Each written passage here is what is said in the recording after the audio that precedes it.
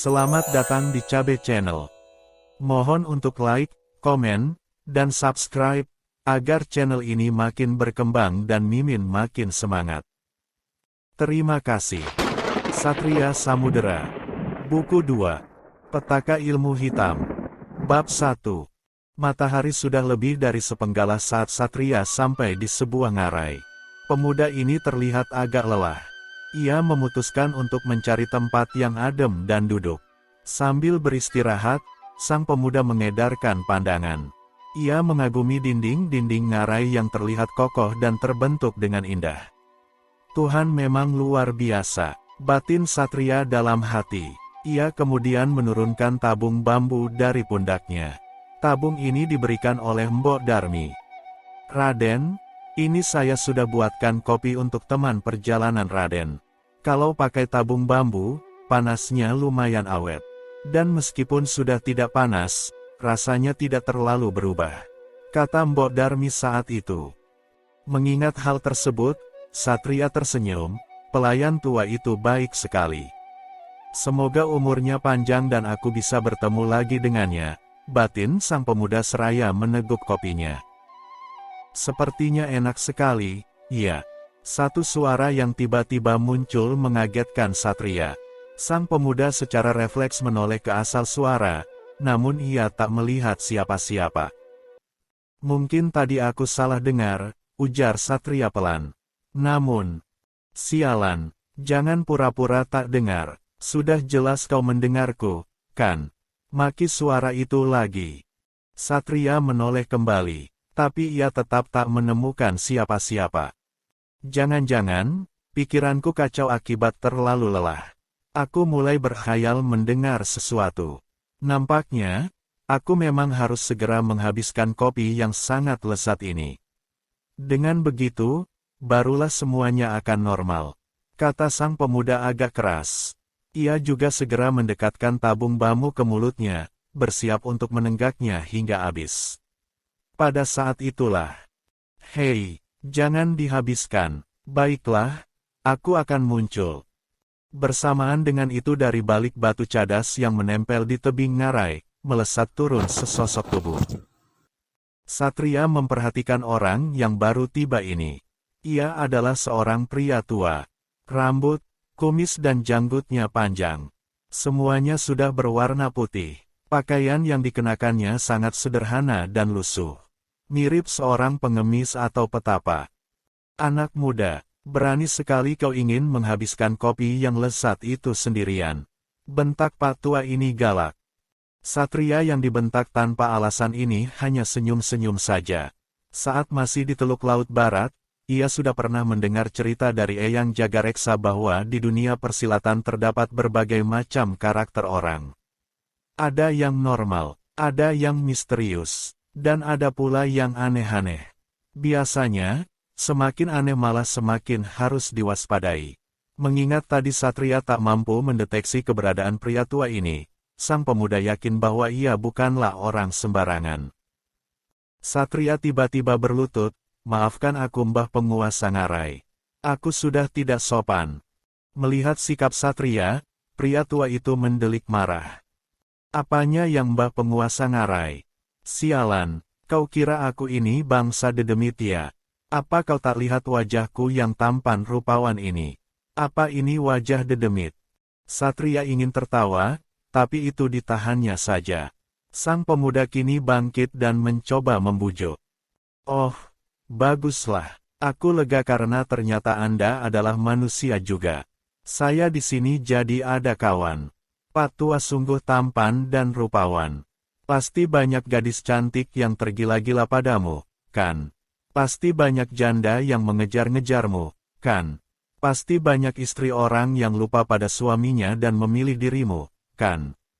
Pasti banyak bidadari yang meninggalkan kayangan dan turun demi kamu, kan?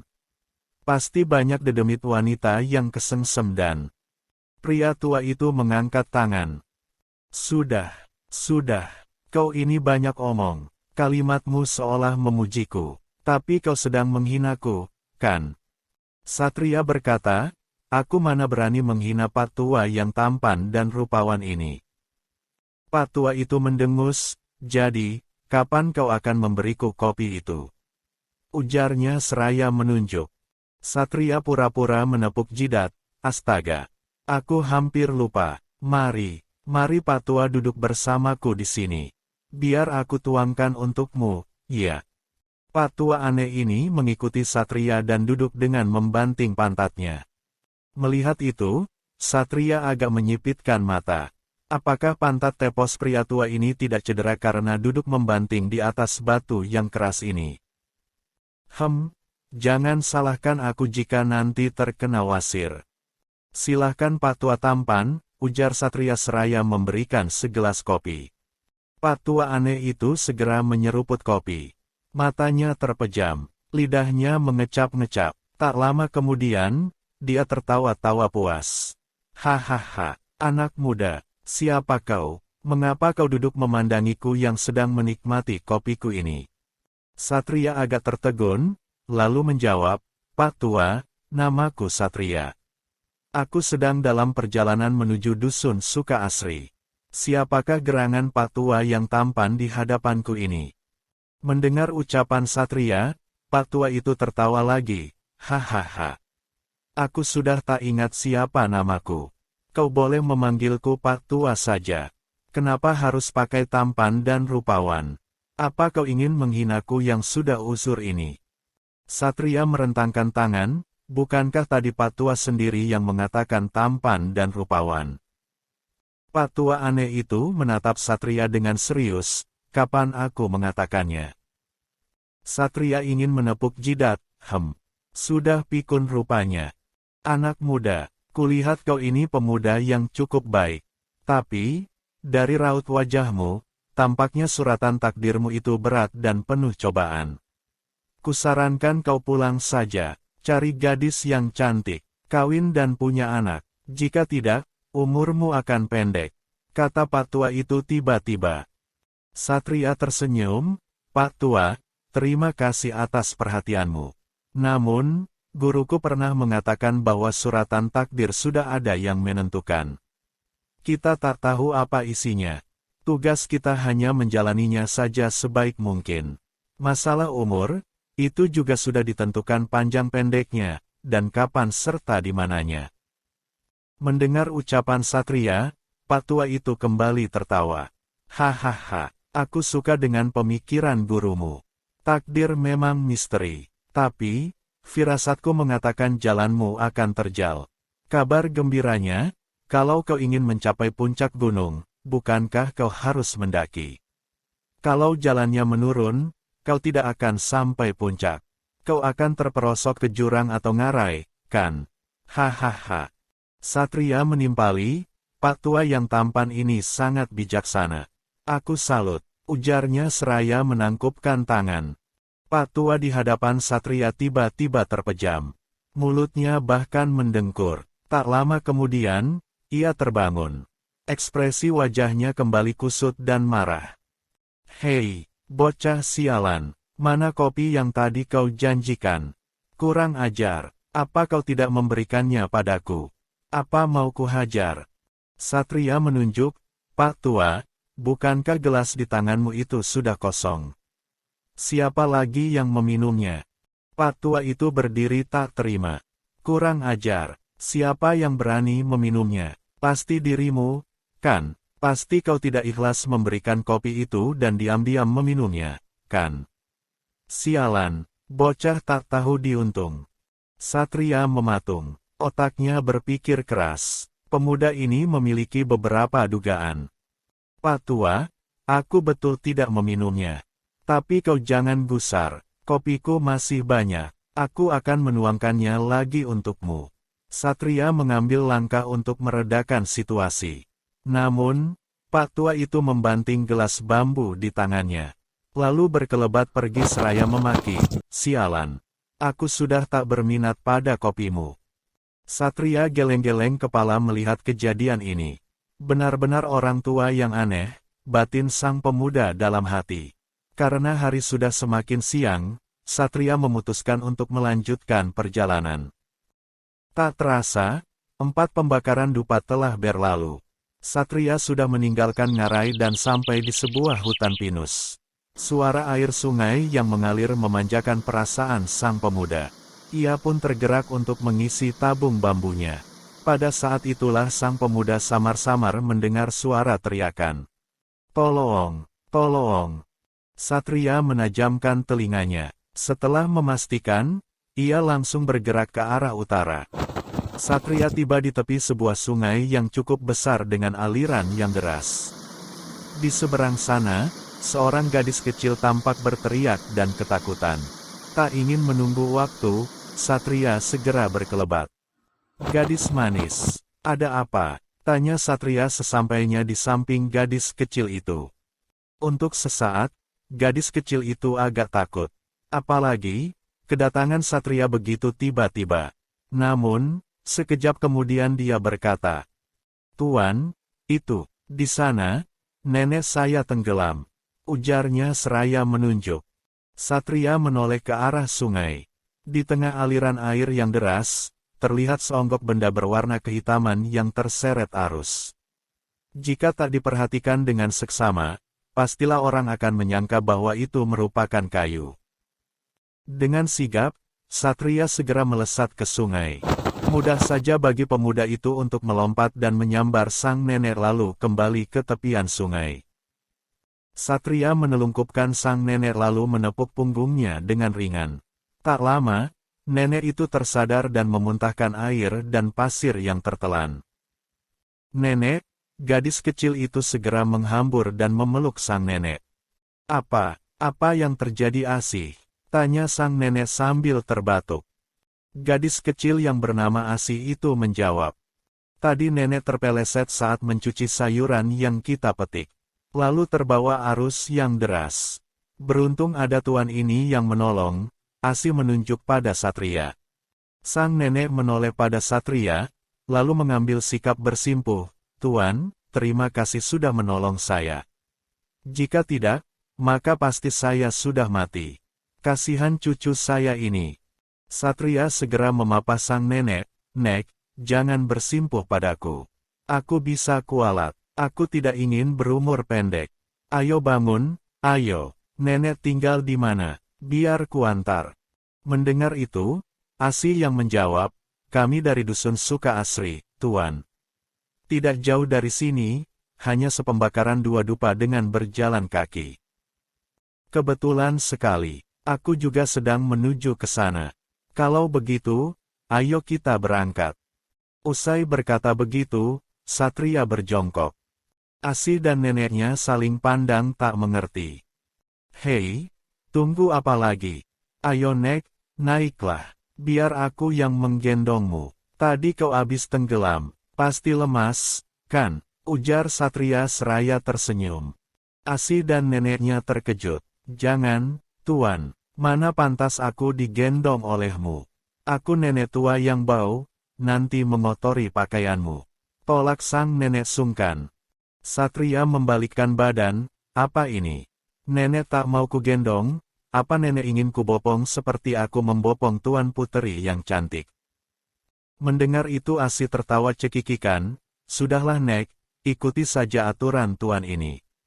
Nenek pasti kesulitan untuk berjalan jauh setelah tenggelam tadi.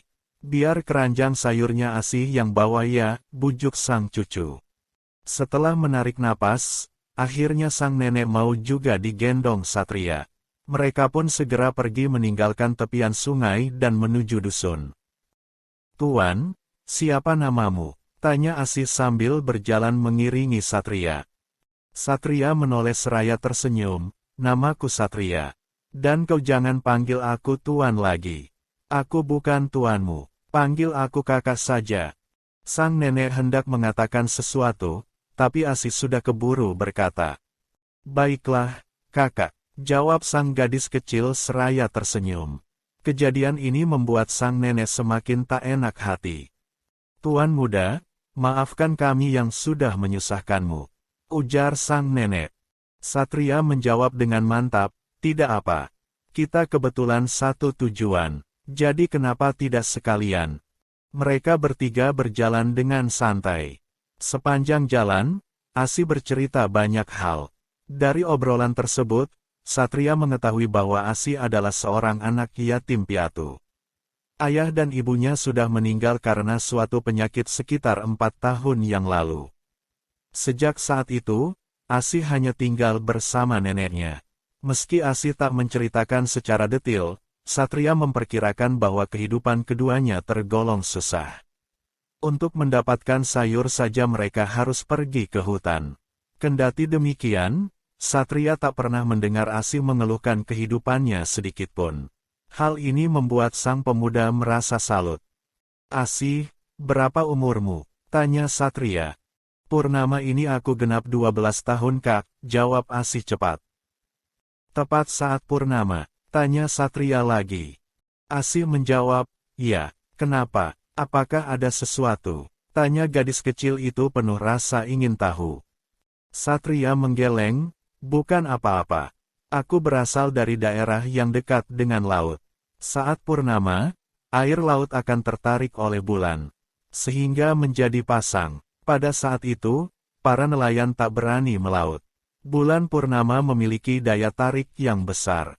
Kupikir, saat kau sudah besar, kau akan memiliki daya tarik yang besar pula. Aku yakin masa depanmu cerah." "Betulkah?" tanya Asih antusias. Matanya berbinar-binar. Satria tersenyum lebar seraya mengangguk. Mereka pun tertawa bersama. Obrolan sepanjang jalan membuat jarak jadi tak terasa. Entah sejak kapan, mereka sudah memasuki dusun. Satria agak terkejut melihat keadaan dusun ini. Selama ini, dia sudah banyak melewati dusun-dusun yang miskin dan tertinggal. Namun, keadaan di dusun ini sungguh menyedihkan. Penduduknya rata-rata kurus. Tidak hanya penduduknya, bahkan beberapa kambing yang ia lihat juga kurus. Pepohonan banyak yang meranggas, rerumputan tidak menghijau, tapi menguning kecoklatan. Di sana-sini Satria banyak melihat anak-anak berperut buncit yang bertelanjang baju. Kondisi mereka menunjukkan keadaan yang kurang nutrisi. "Ini dusun kalian?" Pertanyaan itu terlontar begitu saja dari mulut Satria. Asih yang sepanjang jalan nampak ceria kini terlihat muram. "Ya Kak.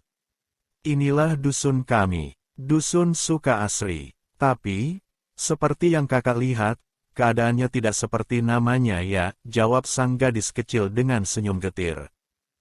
Satria tersenyum saat melewati tatapan penuh tanya dari beberapa penduduk yang mereka lewati. Setengah pembakaran dupa kemudian, mereka tiba di rumah Asih dan neneknya. "Terima kasih Tuan Muda, kami berhutang budi padamu hari ini. Kami sungguh tidak tahu bagaimana cara membalasnya," ujar sang nenek tulus. Satria tersenyum tipis, "Nek, sebetulnya kau tak usah bicara balas budi. Hanya saja, jika tak keberatan, bolehkah aku menumpang tinggal di rumahmu untuk beberapa saat? Kebetulan, aku juga punya sedikit urusan di sini. Nenek jangan khawatir, sebagai uang sewa, aku akan membantu beberapa pekerjaanmu." Mendengar itu, Asih langsung menjawab, "Boleh Kak. Kakak boleh tinggal selama yang kakak mau." Gadis kecil itu lalu menoleh pada neneknya, "Nek, Asih senang sekali, akhirnya keluarga kita bertambah. Asih sekarang jadi punya kakak laki-laki." Sang nenek yang tadinya hendak mengatakan sesuatu jadi terdiam. Ia hanya tersenyum getir melihat cucunya yang tampak riang. "Tapi keadaannya seperti ini, apa Tuan Muda tak keberatan?" tanya sang nenek. Satria mengibaskan tangan, "Nenek tenang saja. Aku terbiasa tinggal di hutan. Aku ini orang kasar, tak terlalu peduli pada kenyamanan." Nenek mengangguk pelan. Ia menunjukkan kamar untuk ditempati Satria. "Tadinya ini kamar anakku, ayahnya Asih. Tapi, sejak ia meninggal, kamar ini jadi tak terurus. Kadang untuk meletakkan beberapa barang. Apa Tuan Muda tak masalah dengan hal ini?" Satria memperhatikan keadaan kamar. Memang, keadaannya kotor dan tak terurus. Banyak sarang laba-laba dan beberapa perkakas tak terpakai. Pemuda ini mengangguk-angguk. "Tak masalah, nanti bisa aku bersihkan sendiri," katanya seraya berkacak pinggang. Nenek tersenyum masam. Ia sebetulnya merasa tak enak. Tapi apa boleh buat, rumahnya hanya memiliki 2 kamar. Sisa 1 kamar sudah ditempati oleh dirinya dan Asih. Hanya kamar ini yang memungkinkan untuk Satria. Setelah kembali sedikit bertukar kata, sang nenek minta izin pada Satria untuk memasak sayur mayur petikan hutan. Sayang sekali, yang 1 keranjang hanyut di sungai, ujar nenek pelan seraya berlalu. Pada saat ini, Asih datang dari luar. Kak, nanti aku bantu beres-beres. Sekarang kakak ikut aku dulu. Ujarnya yang langsung menarik tangan Satria. Hai, mau kemana kita? Tanya sang pemuda pasrah tak melawan. Asih tersenyum lebar, akan kuperkenalkan pada teman-teman. Bersambung.